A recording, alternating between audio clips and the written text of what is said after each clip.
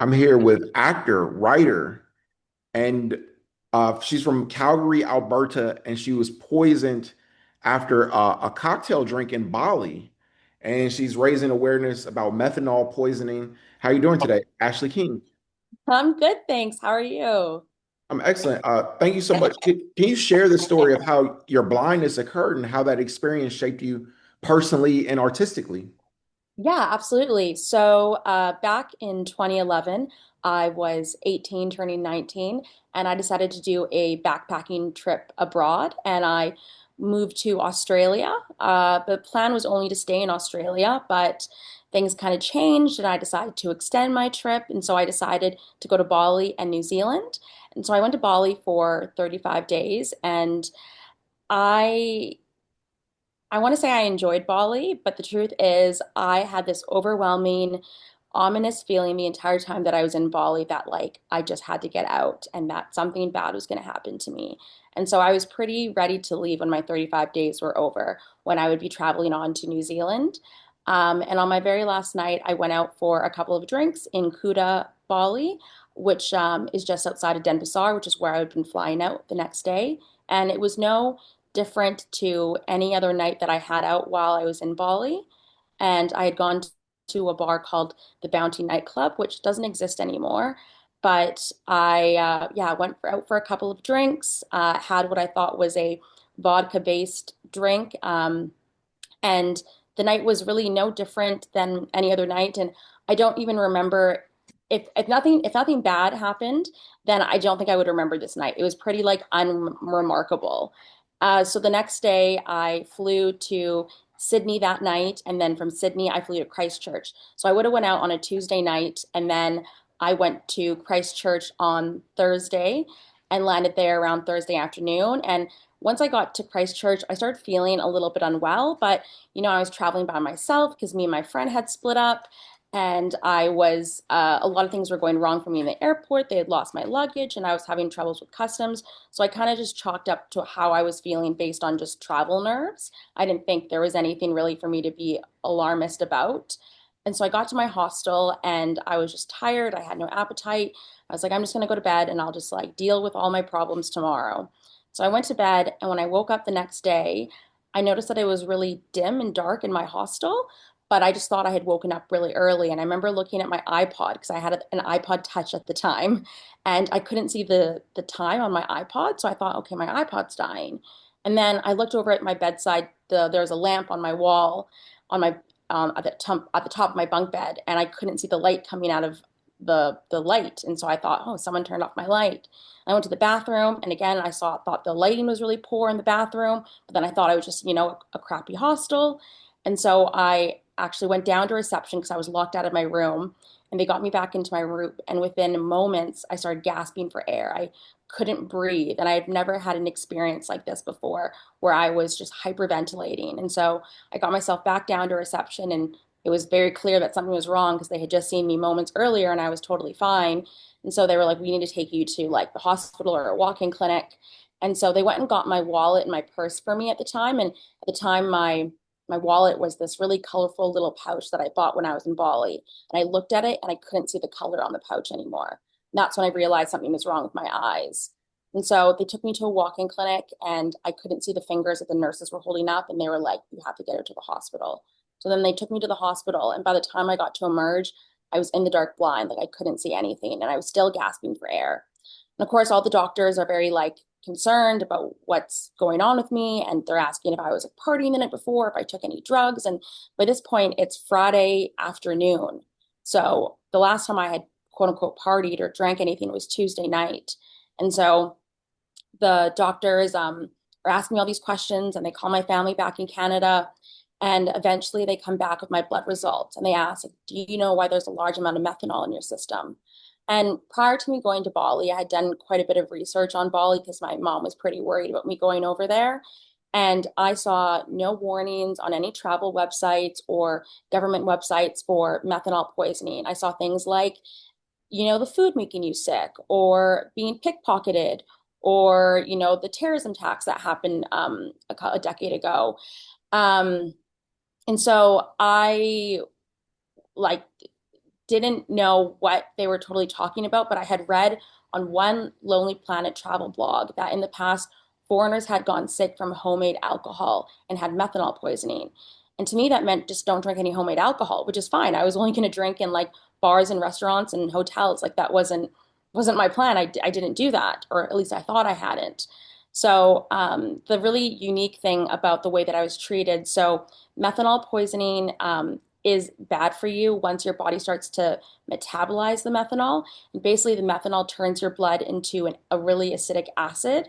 And basically, your blood is burning your insides all through your entire body. So, like, it's going through your organs and up to your brain. And in my case, it made its way to my optic nerves in my eyes.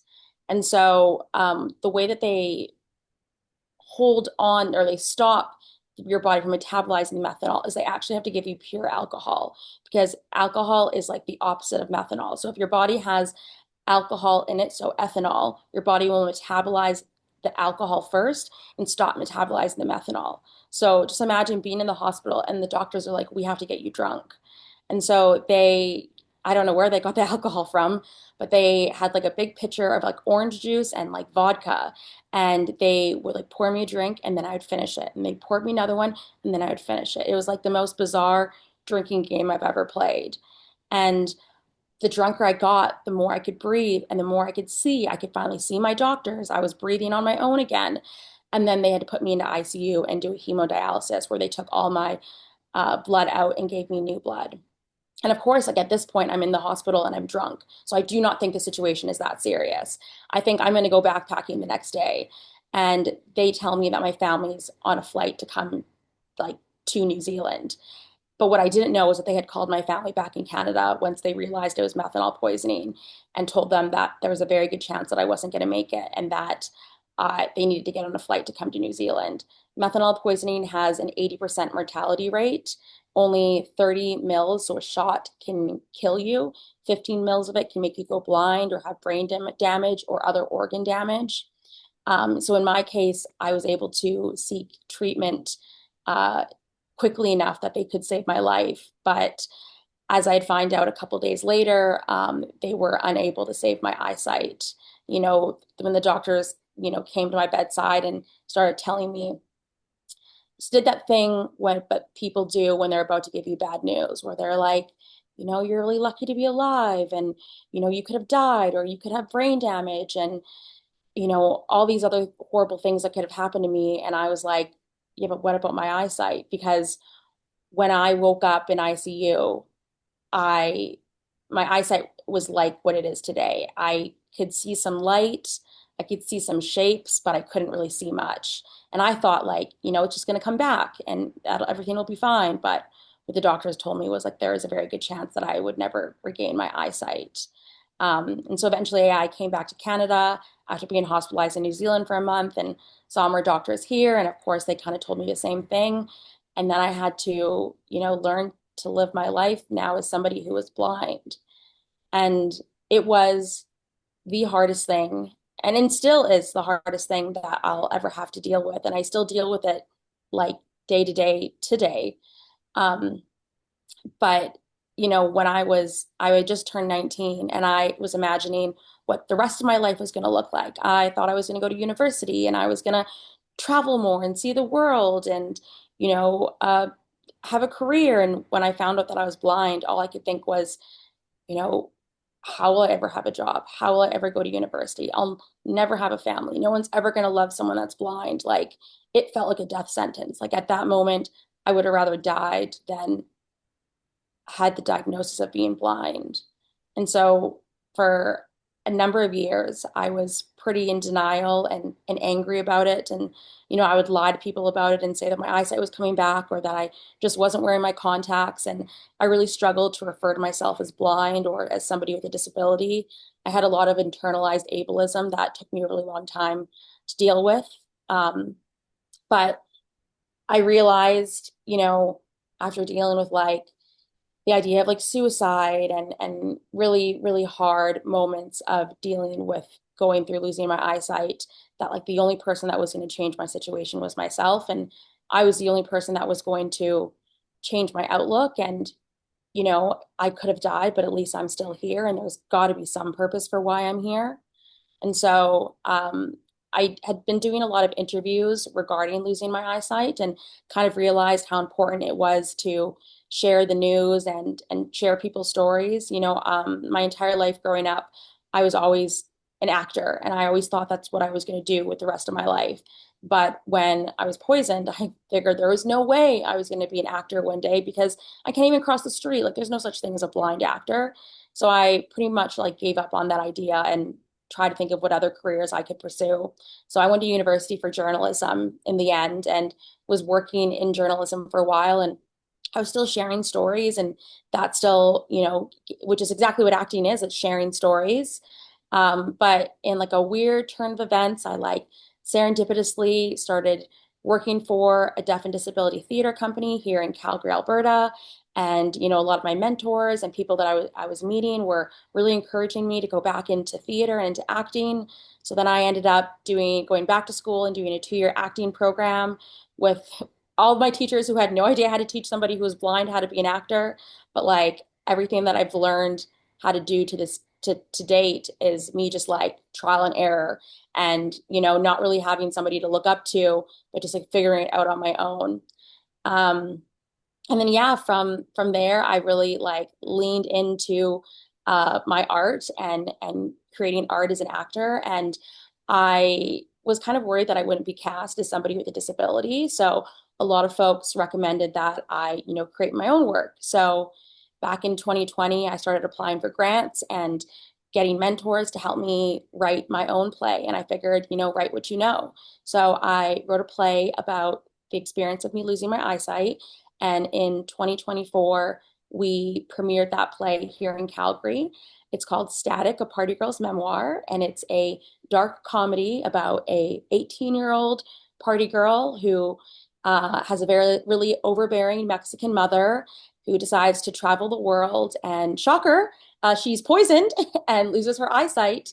And the play is about like Ashley and her mom's experience about navigating that. And, there's a lot of comedy in it. And it talks about like identity with like, my Mexican heritage and disability. And there's a lot of funny moments, but there's also a lot of really hard moments and really sad moments. And then, so that play did really, really well. We premiered it to sold out audiences here in Calgary. And because it did so well, and I wrote the play to be really accessible for people who are blind or visually impaired, it translated really well into podcast. So we adapted it to podcast in November of last year. And the podcast ended up doing incredibly well. It was top of the charts here in Canada. It was top of the charts in Australia, the US, and New Zealand. To date, it's had over like 28,000 downloads, which I guess isn't that crazy in the podcasting world, but for just being like a nobody who put my podcast out into the ether, it did really well. And yeah, like doing the podcasts and the play, it was just another outlet for me to share my advocacy about methanol poisoning and another way to just deal with my trauma. There's nothing more therapeutic than getting on a stage every single night crying to an audience about your biggest trauma. And so now I feel like I can talk about my experience about losing my eyesight to nauseam and being like, yeah, I'm okay. But you know what? It's something like methanol poisoning is something that's still happening. Just this past November, there were 5 backpackers who lost their lives in Laos after being poisoned by methanol tainted cocktails in their hostel. And so it's something that still needs awareness. And so that's why I created my petition to help bring awareness to this important issue that most people don't know about. I share my story every week with at least somebody new, and most people say they've never heard of methanol poisoning. So I'm campaigning that, at least in Canada, that the government make it mandatory that methanol poisoning be taught in high schools at the high school level, so that students are aware of methanol poisoning and know the dangers, so that if they decide to travel one day, they are aware. What unique challenges do you face as a legally blind actor and writer, and how have you adapted your creative process? Um, well, I think the challenges. well, first off, like when I was going to acting school, there are so many, acting exercises or methods of acting, the way we teach the art of acting, that is created for the able-bodied person. So there'll be things Right. like make eye contact with your partner and like connect that way. And I'm like, well, am I making eye contact with them right now? I don't know. Right. So there were like things like that where I'd be like, okay, I need to figure out how I can like drop into my emotional well or connect with my scene partner differently than what would normally be taught. Like acting has always been taught in a way, in a very Eurocentric way, for the able-bodied person. A lot of the methods of acting come from, in like 100 years ago, like maybe not that long, but like ages ago. And we think back to like William Shakespeare, and when people like were learning, how to act. Uh, it's it's what not made for somebody who's differently abled or has a disability. And so I've had to learn how to navigate that. And same goes for when I am auditioning for roles with television and film. Like I have to let people know ahead of time that I might need assistance on set, or if I'm cast in a play, that I might need a way to navigate my way on stage. And, for the most part, when people meet me, no one ever thinks I'm blind until I like walk into something. And when I'm on a stage, you rehearse over and over and over and over again, and you learn where you need to be on stage. So by the end of rehearsals, I will learn where I need to hit and where I need to go. And there might need to be a mark on the stage, but like it can always be done in a very visually appealing way that the audience would never know that mark is there for me to find my spot. That isn't to say that I haven't had issues where, like, this past spring, I was in a play and I completely walked off the stage. Like, and I acted like it was totally part of the show. Thankfully, it was a comedy, and so the audience thought it was totally on purpose, but the cast knew that was not supposed to happen. So, Right. like, I just have to be like quick at pivoting, and trying to also change the narrative that like the roles that I can play are not just, blind girl number one. Like I can play sighted roles. Like I grew up sighted. I know social cues and how to make eye contact with somebody. And that like despite having a disability, like I am talented and I, do have a skill that other people may not have. And so I feel like I'm always fighting for, to prove myself. And, within acting, there are a lot of no's naturally. So there's a lot of rejection. And sometimes I wonder, I'm like, was I rejected because of my talent or was I rejected because of my disability? And so, writing my own show, and going about that route has really allowed me to make my own work, cast myself, do work that and work amongst people who I know are on my team. And now we're going to be touring the show in 2027. So, I still audition for things all the time, but I actually literally have two auditions I have to do later today for commercials. Wow, that's Um, incredible. sorry? That's incredible. Yeah. Yeah. So I don't know. It's a lot of pivoting and like, I don't even know if I'm doing it right, but I'm just like making it up as I go. Can you discuss any misconceptions about blindness and disability that you aim to challenge through your performances and writing? Yes, yes. A lot of misconceptions I often get is that like I don't look blind. I'm not, society perpetuates this idea of stereotypically blind, where it's somebody who has a dog and a cane and they wear sunglasses and kind of like what you think of like Ray Charles. And that idea of blindness does exist, but blindness is a spectrum and disability is a spectrum. Anytime you meet somebody with a visual impairment, it's going to be so different from another person. And so I often find that when I'm auditioning for things where people say I am auditioning for a role that somebody is blind, especially for television and film, they're like, well, can you look more blind or can you act more blind? And I'm like, well, if we continue to perpetuate these ideas of blindness, that is this really dramatic version of blindness where someone's looking off into the distance or whatever it might be, then all we're going to do in popular culture and in media is encourage that that's the only version of what blindness looks like. I consult a lot with people who are hiring maybe a sighted actor to play a blind actor for whatever reason it is, and they want to really like lean into the stereotype, and they'll be like, "So how do you sit on a chair?" I'm like, I just sit on it. Like I just feel for it and then I sit down. Like it's not a big like spectacle like you think it might be. So I think there's the misconception that blindness or disability needs to be this like freak show or this overly exaggerated representation, and that's just not the case. And then, that people who uh, do have a disability, like myself, can share stories that aren't just disability related or can take on a role that's not just disability related. Like I have other things that I've gone through in my life that I can relate to in a character and I can play different characters. And so I think it's just changing that perception and hoping that people are more willing to work with folks with a disability, and just knowing that there is lots of talent to be seen. What advice would you give to others facing sudden disability or drastic life changes? Oh, that it's okay to feel not okay. I think when I lost my eyesight, I am naturally a pretty like positive and optimistic person, and that was what I portrayed to everybody around me, but inside I was dying.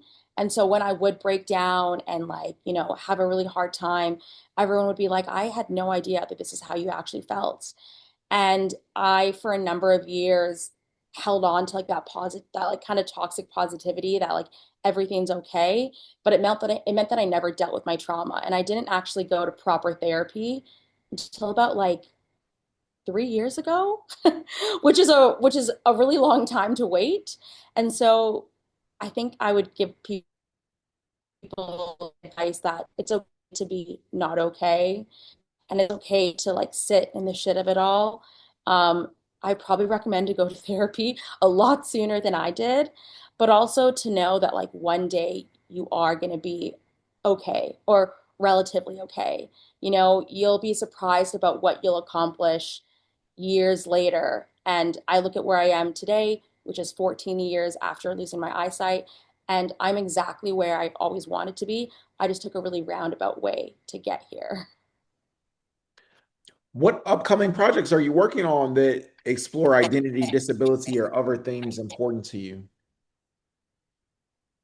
Well, right now I'm working on touring my show, which is very exciting for me. And setting up a tour for a show takes way longer than I thought it would. So I'm literally like working on my touring package and like kit right now, and that's for 2027. So the hope is to take my show on tour across Canada and then look at the international circuit. So the UK, Australia, maybe the US, and bring my show to other like-minded companies or festivals that encourage discussions around disability, identity, accessibility, and the message that I'm trying to share about awareness around methanol poisoning. So that's what I've got going on for sure, right now. And then a couple other plays that I'm cast in the next upcoming year that I'll be doing. And hopefully I keep on auditioning for things and I get more yeses than nos. Most definitely. I'm here with Ashley King, actor, writer, and she's raising awareness about methanol poisoning. Thank you so much, Ashley, for taking the time. I really appreciate you. What can people follow you on social media? Yeah, they can find me on Instagram at ASHKNG. I'm also on TikTok at ASHKNG, and most recently on YouTube with one video at ASHJKING, and at my website, www.ashleyjenniferking.com. Definitely. I look forward to following your journey and thank you so much for taking the time. Your story is very inspirational, and I expect to see great things from you in the future. Thank you so much, and I so appreciate you having me on today, and it was so great talking with you. You as well. Sweet. Okay, bye. Bye.